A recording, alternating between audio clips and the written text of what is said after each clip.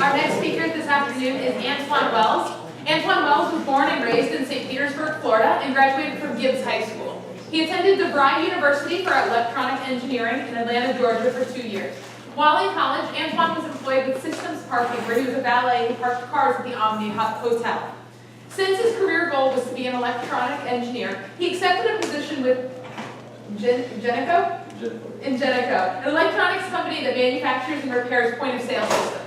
In 2007, Antoine relocated to St. Pete and subcontracted work from Ingenico. His most notable accomplishment is the construction of the St. Petersburg College Douglas L. Jamerson Midtown Center that we're all sitting in today. While he was assistant superintendent, he currently is the home repair services supervisor in St. Pete Midtown for the Habitat for Humanity for Pinellas. His responsibility is to oversee a pilot program of home repairs in partnership with the city of St. Pete. This is in conjunction with the barber shop he cuts hair on 22nd Street across from SPC, project manager with the family construction company Wells Builders LLC, treasurer for Deuces Live, a nonprofit organization, and mentoring and tutoring at Melrose Elementary and Gibbs High School. Please welcome him as he comes forward to share his experience with us.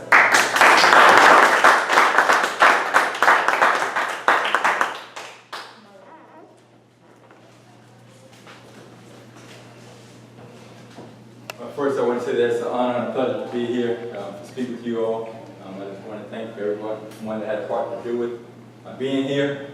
I wrote a few notes that I want to say to the topic at hand.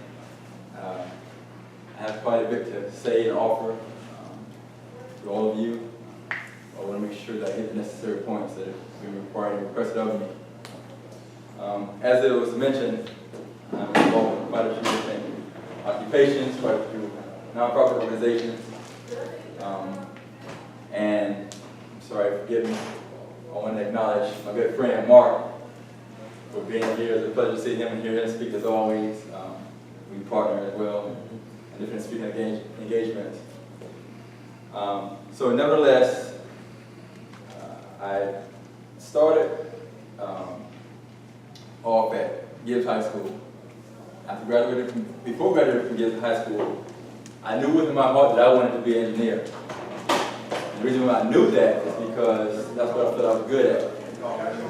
As a child, when the electronic boom first came out with ColecoVision and Ataris and what have you, that was my era.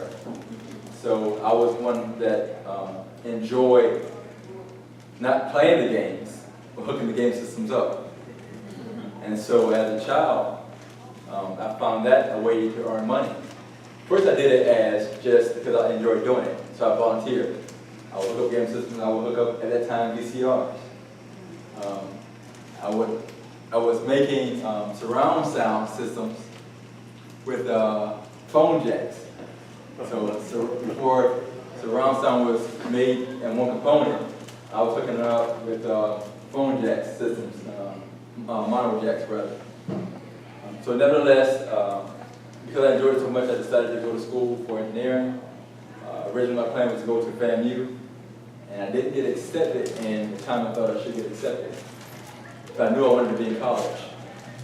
So when I did research and found out about DeVry being an electronic engineering school, and they had technical courses and not so much the core classes that you find in most colleges today, I began to set my goals to go to DeVry. So a month after graduating from Gibbs High School, I was in Atlanta, Georgia at DeVry. It was a great experience for me. Like I said, I didn't complete the program. It was my heart's desire, but that wasn't what God had ordained for me. So I went as far as I could in that program. Learned a lot. It was a very positive experience.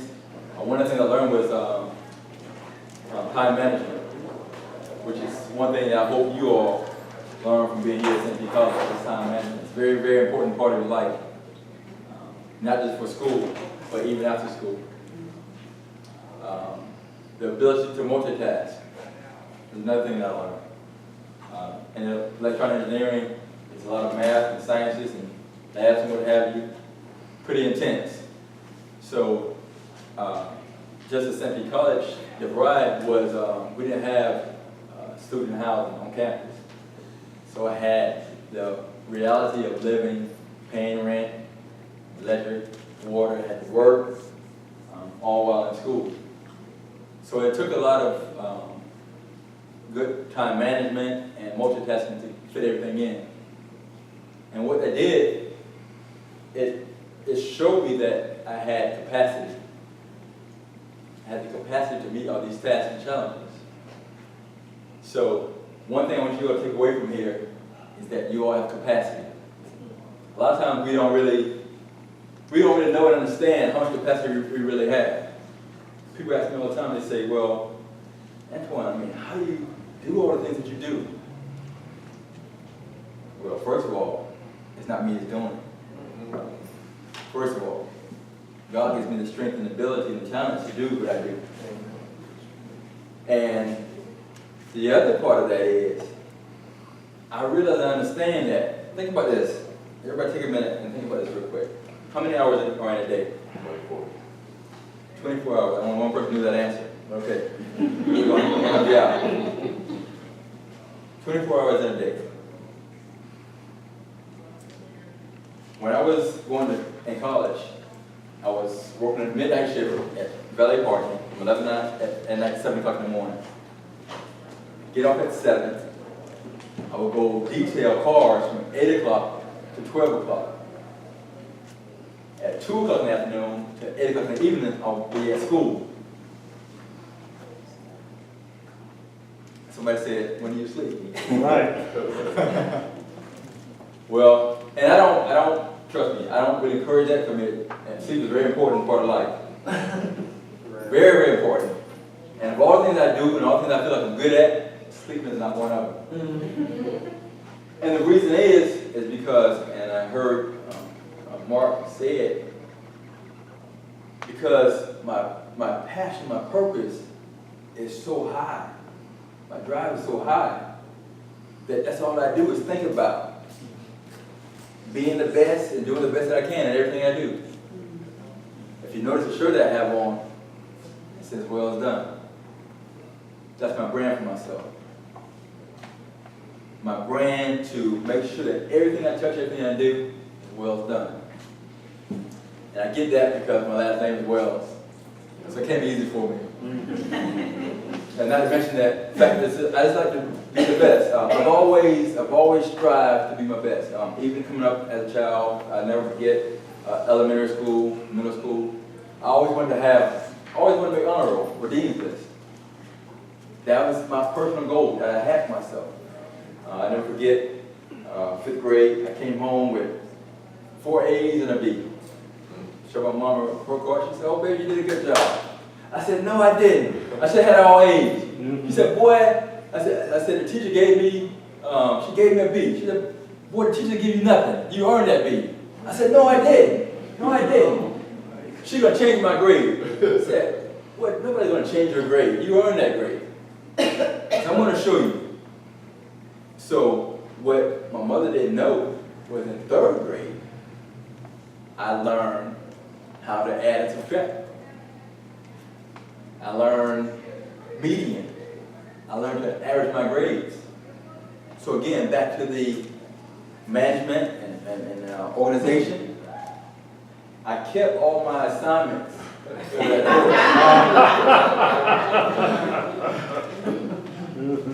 I knew what my grade was, but I took the average myself. I took the total, added by the number of grades that I had, and I went back to my teacher the next day. I said, on my report card, I had a B for this class, but I believe I had an A. She said, "Well, let me go back and check." She went back and checked her grades and said, "You know what, you're right." Changed the grade, signed her name. I told her, "Thank you." I ran home. "Mom, see, I told you. I told you.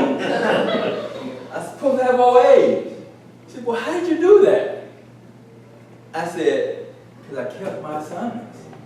And I knew how to take the average of my grades." She was outdone. And then during that time, I began Even in third, fourth, fifth grade, I began to tutor. Began because not only did I want to do my best and know what I wanted to share with my peers. One thing I tell people often, Mark mentioned that, the first 15 minutes of his day, things that he does, which is very good, and something that you're patting yourself after, whatever it is you should do, but get your mind right. But I also encourage people to, every day, do something good for yourself, do something good for somebody else. If you don't, you're just good for nothing.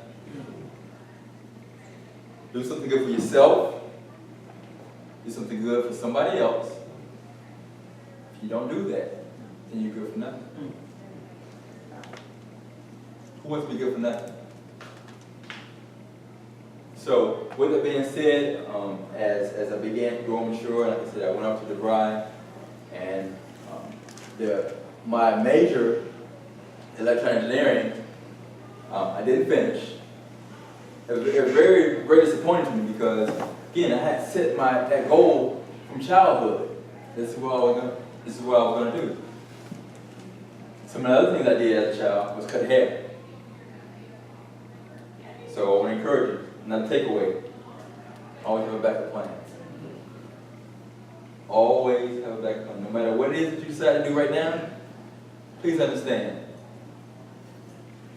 You may not give up, but circumstances may change.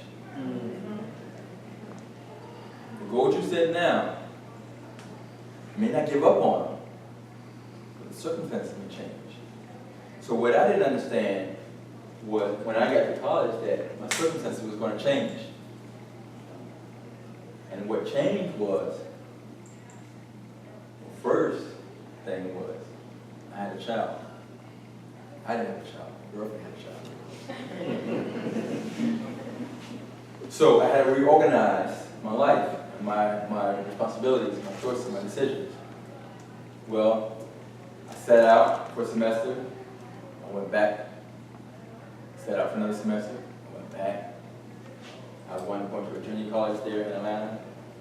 Sat out, went back. Make a long story short, one of the things I remember when I was at DeVry was my instructor told me, he said, look around you. And we had rows of seats. He said, look around you. Only one person out of the 4 people around you is going to be with you when you graduate. So there's 4 people around you in your class. There's only one person that's going to graduate. At that time, when I heard that thing pierced me like a sword. I said, I'm not going to be that one. I'm going to be here at the end. But again, my circumstances changed. And so, what happened, some of the ones that did graduate, I stayed in contact with them. Stay friends with them. They went off, they finished in 3 years. They got their jobs making $200,000, $250,000 at a time because I was a boom. And brought $200,000 homes, boats, cars, SUVs, timeshares. And because I didn't graduate and get that kind of income coming in, I started at valet parking. But I still wanted to be an engineer. So what I did, I got into an engineering company through a temporary agency, a staffing agency. Again, another takeaway. While you're here in school, please understand, this is a great place to get the resources and information that you need for whatever it is you want to do. There's a lot of people around you that you need to network, first meet and greet. Then build a relationship with them and network with them to get to where you want to be. I was sharing with a young man just last week. He's supposed to be in high school. He's riding around the streets here. And I said, man, what are you doing? And why are you not in school? He began to give me all these different excuses. So we began to ask him, where do you want to be in life? And I can't remember right offhand when he told me he wanted to be.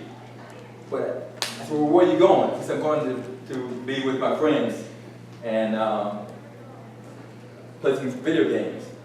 I said, well, will your friends help you to be what you want to be? And he said, no. He said, come with me. I'm going to close out, but as it was said, what I'm doing now, I'm working with Habitat for Humanity, doing repairs here in St. Pete, Midtown. I'm very, very grateful to have the opportunity.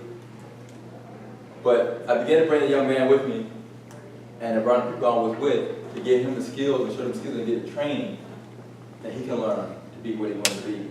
So remember, there's a lot of people around you that know what you want to do, that can help you do what you want to do. So again, back to Mark again, he's a very powerful speaker, very inspirational. The people that are not helping you get where you want to be, move yourself from them. Spend more time doing what it is that you need to do to achieve your goals. Thank you for having me. Thank you.